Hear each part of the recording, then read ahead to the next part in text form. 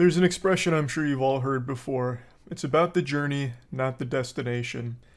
And that couldn't be more true. In fact, the destination is the saddest part of the whole adventure when it comes to watching all of the Twilight movies. Finishing them isn't something I'm looking forward to because I know it's going to be bittersweet. I posted a video a few days ago where I kind of debriefed after watching the first and half of the second movie. I embarked on this quest with Aaron, Meadow, and Tiana to watch all of the Twilight films together because I was told that they were fun bad, like super shitty but in a really entertaining way. So I'd never seen them prior to this and decided to get the gang together to indulge. And it has been an incredible journey. We recently finished New Moon and Eclipse, the third movie, which means there's only 2 films remaining, which we plan on watching this weekend. And I just wanted to do kind of what I did already and debrief on what we've watched so far. So this will be me going over Twilight New Moon and Twilight Eclipse. This series is only improving. And by improving, I mean like getting worse, but in a really enjoyable way. Yeah, we can talk about Twilight now. We finished New Moon and Eclipse today. So, there's a lot to unpack here with these next 2. It seems they learned a lot from the first movie on how to make it even worse. So they took everything that didn't work in the first film and amplified all of those scenes. Edward's taking Bella to this birthday party with the vampire. She gets a paper cut and bleeds a little bit, so Jasper, he has PTSD, fucking flips a switch and tries to murder her. Edward throws her back, she cuts herself again, and this makes Edward leave her because she bled. So he's like, in order to protect you, I've got to leave, so I'm leaving. And he does. So he's away for like 6 months, and during that 6 months, Bella gets closer to Jacob. And those two hit it off. She keeps talking about how warm Jacob is, and he's a werewolf. You know, it's this big, awful romance thing. And what's crazy is, much like Edward, Jacob also has, like, uncontrollable fucking awful anger out of nowhere from time to time. And there is still, once again, nothing but pure disdain and revulsion from Bella, like, half the time. So this one's all about her getting close to Jacob. They're about to kiss. Edward's in, like, Rio de Janeiro or something. And he tries to call Bella. Jacob answers and says that her dad's at a funeral. So Edward thinks she killed herself, so then Edward decides he's going to kill himself. So then he goes up to, like, the vampire high council for suicide. You team Edward or team Jacob? I was team Jacob. Probably still am, because at the very least... he's not perpetually gaslighting and manipulating Bella. But he is also completely fucking unhinged. In the third movie, I think it was the third movie, he's just having a conversation with her about Edward and how she loves Edward. And during the conversation, he just, like, kisses her. And then she punches him in the face and breaks her hand on his face. And he also has these absolutely violent mood swings as well. So he's fixing a bike one time, and Edward came up as a conversational topic, and he says, I'm tired of it! So he takes a fucking wrench and throws it right by her head against a wall and blasts, like, the fucking back out. Does Bella seem interested in any of them? No. So Aaron made a great point. One of the core things that Edward likes about Bella is that he can't read her mind.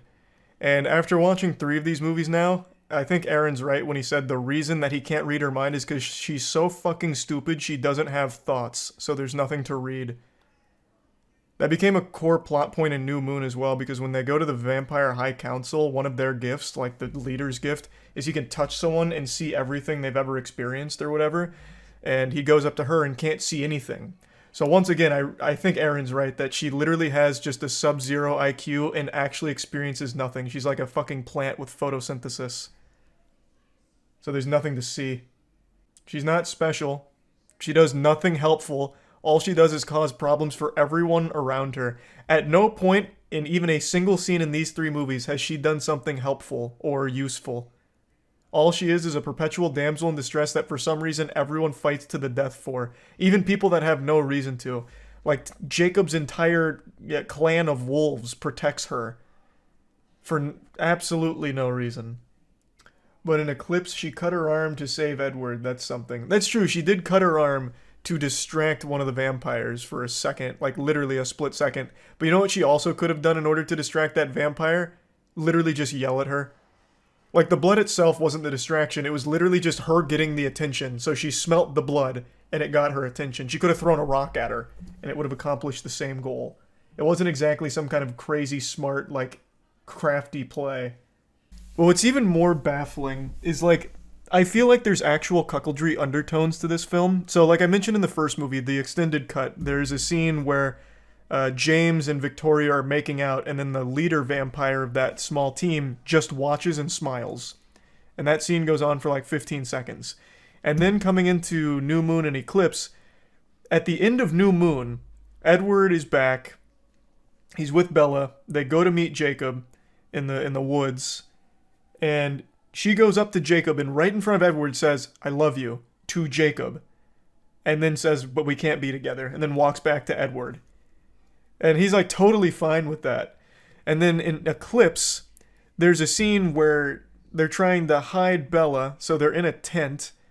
And she's getting cold because it's cold by the tent.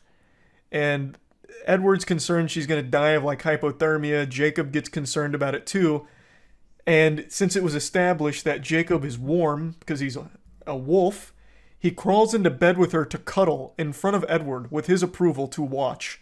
So he just sits there and snuggles with Bella while Edward watches, and then they have a conversation. And then shortly after that, Jacob learns that Edward and Bella are getting married. Also, Edward's a virgin. For 100 years, he's been a fucking virgin. And they're going to get married, and that's going to lead to them finally having sex. And Jacob didn't know. He learns that they're getting married. So he storms off, and Bella panics like, "Oh my god, no, wait. Oh, how could you tell him that we're getting married? I was trying to keep it a secret from him." So she catches up to Jacob and then tells Jacob to kiss her. So then they make out for like 30 seconds. And then she walks back to Edward. And Edward's like, I know what you did. And then she's like, "Yeah, but I love you more." And he's like, "I know." Even after she just fucking blatantly cheated on him in front of him. There's so much that I haven't even begun to touch on. I'm trying to figure out the best way of like composing all of the thoughts, because these two movies had so much to them. So like Victoria lost her lover James in the first movie. He became that big bad guy once he smelt Bella's stench. So then they had to kill her because he was obsessed with her. And Victoria was left without her lover. So she spends the entirety of New Moon just kind of popping up randomly to accomplish nothing. So she'll show up and then get hunted by the werewolves or the other vampires, and she just runs away every time. But during one of those chases, she picks up an old man, like literally like she's got a nerd by the lockers. So she's got this old man by the collar and then like drops him and runs away because the rest of the people found her. And he died from that injury. He died because she picked him up like a high school bully. And it was just one throwaway line where Jacob said he was dead. He just said he passed away. Oh, also, Meadow made a really good point. When she was... I'm bouncing back and forth all over New Moon here. Sorry for that. There's so much to put together for the puzzle here. When Bella was in, like, Rio de Janeiro or wherever the fuck it was, and they go to, like, the Vampire High Council, Dakota Fanning's there, and all these vampires have gifts. You know, like, Edward reads minds, Alice can see the future. Fucking Jasper's gift is he's a Confederate soldier.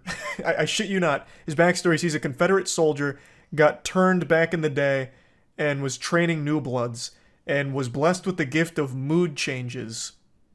Which sounds very par for the course for Twilight. His gift is the ability to influence moods. So maybe he's the puppet master that makes everyone have these violent mood shifts and it's not like borderline personality disorder. That's possible. But my god, his gift is like mood shifts where he can subtly influence how people feel. Like he makes them 30% less sad or 5% more sad. And other vampires also have gifts. And when that guy touches her and realizes he can't see everything from her past, he then says, "I want everyone to try her gifts on her."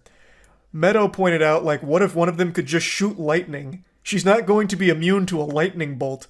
It just so happened that they got lucky, or she got lucky that the only gifts they had were, like, mental ones. because the second one of them starts fucking Darth Sidious lightning blasting her, she's fucked. The imprinting? Oh yeah. Well, that was just kind of yucky to listen to. It wasn't like the most egregious garbage of the movie. Jacob keeps talking about imprinting because they're wolves. So, like, some dude has, like, 2 lovers because they've imprinted or something. It was totally irrelevant. It really didn't mean anything, honestly. It didn't matter. Why are you Team Jacob then? Like I said, because there has not been a single scene in any of these 3 movies where Edward does anything other than gaslight or lie to her. I swear to God, half of his lines with Bella are, I promise to do this thing, and then actual minutes later, completely breaks that promise and lies to her. And every time the two of them talk, it seems like they hate each other. So like Bella will be like, I can't live without you, Edward. And he'll be like, but I can live without you. And she's like, you're right, I can live without you. And he's like, no, but I really can't live without you, Bella. And then she's like, no, but I really can live without you, Edward. I love you, but this might not be right. Why would you love me? Like, it's just constant hostility. Just actual hostility nonstop. It's not romantic at all. Not the fault of the actors, though. The writing and source material is just trash. Oh, yeah, I mean, obviously. All of these actors have proven that they are good actors. They were dealt a real shitty hand with this. What do you think about the werewolf design? What do you mean it's just a fucking wolf? It's not like there's a unique design there. And also all the werewolves are perpetually shirtless. Werewolves do have unique designs, dummy. They all wear jean shorts. True, I guess that is a pretty unique design. They do all wear some jorts. Good point. Not wrong. What's your favorite out of the 3 so far? It's gotta be Eclipse. They are actually getting better. So Eclipse is the one I'm talking about, where she just point blank cheats on Edward twice, and he's okay with it. Like, this one is just so crazy. And then, like, the big twist that Jasper's actually a Confederate soldier. Like, this is definitely the best one. This one also has, like, action sequences at the end. It's a full-blown war. So that was kind of cool, and the fighting was really goofy. Yeah, Jasper got a southern drawl out of nowhere. He was giving the backstory, and then out of nowhere, at no point so far had he done any southern accent. And then after he tells the story, even like mid-story, he starts speaking in a southern accent. And even at one point where like Alice like gets the better of him during training, he hits her with like a, well, howdy there, little missy. Golly, ma'am. For no reason. It was crazy. It was fucking crazy. Like, I just don't get where the romance is, though. That's just totally lost in all 3 of these films. There's no such thing as romance. Except there's some semblance of humanity when Jacob talks to Bella. Like, they actually speak normally. Meanwhile, half of what Edward does is just lie.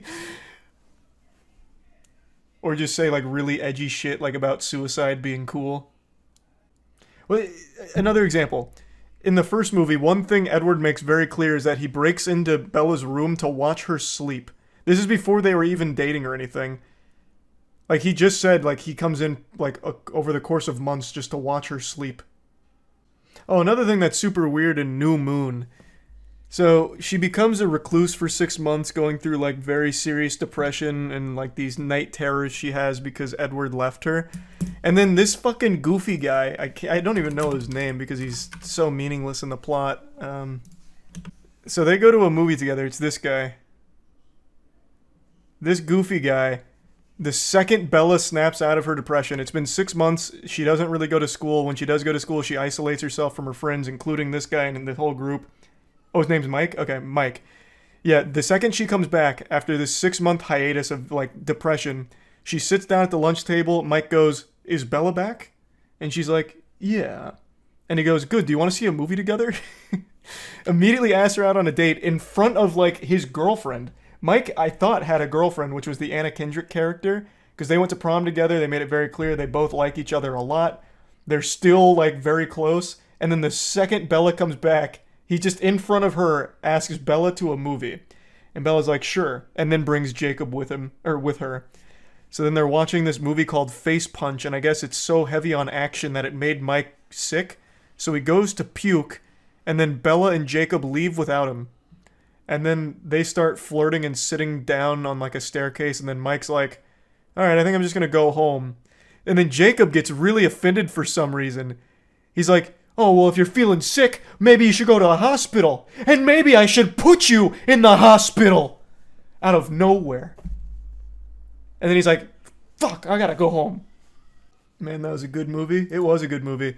There's a scene I forgot to even mention in the yesterday. It's at the beginning of this movie. So when she's going through her depression and then slowly snapping out of it, she once again goes to another movie, but this time with Mike's girl, the Anna Kendrick character.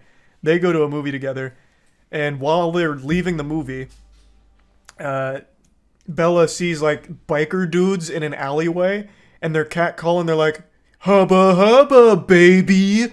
Woohoo! You want to take a ride on my bike?" And we're like revving it up. And Andrew Kendrick character's like, "Let's go, Bella. They're being creepy pigs." And Bella's like, "I'm gonna go over there." So she does, and then takes a ride on some middle-aged dude's motorcycle. And while she's doing that, she's having Force Ghost projections of Edward saying, "No, you're going too fast. Bella, this is dangerous. Bella, stop." And then eventually, like, the Force Ghost is right in front of her. So this total biker stranger that was just being a fucking maniac, she, like, shouts at him and she's, like, screaming, "Stop, stop." So then he, like, hits the brakes and he's like, "Whoa, what a weirdo. Get off my bike." So he takes her back to the movie theater, and then Bella and the other girl walk away. It was such a wild scene. Who's your favorite character? It's gotta be Bella. I think Bella's probably my favorite character because she's actually just a lobotomite. She doesn't make any decisions that make any level of sense and can't reciprocate real human emotion. Not that any, like, positive emotions are ever tossed her way from any of the characters in these movies, but even still, she's just hollow. It's, like, fascinating. Her dad is the only non-toxic one. Yeah, her dad's, like, the only character in any of these movies that, like, makes sense. His daughter just keeps running away, will vanish for days on end. Every time she's home, she's yelling and screaming, having these night terrors about losing Edward. If she's not screaming in the middle of the night, she's pouting around, moping and being sad all the time. And he's just like, what the fuck do I do? So he's literally drowning himself in fucking Pat's Blue Ribbon at all hours of the day. And it's like, yeah, that sounds about par for the course.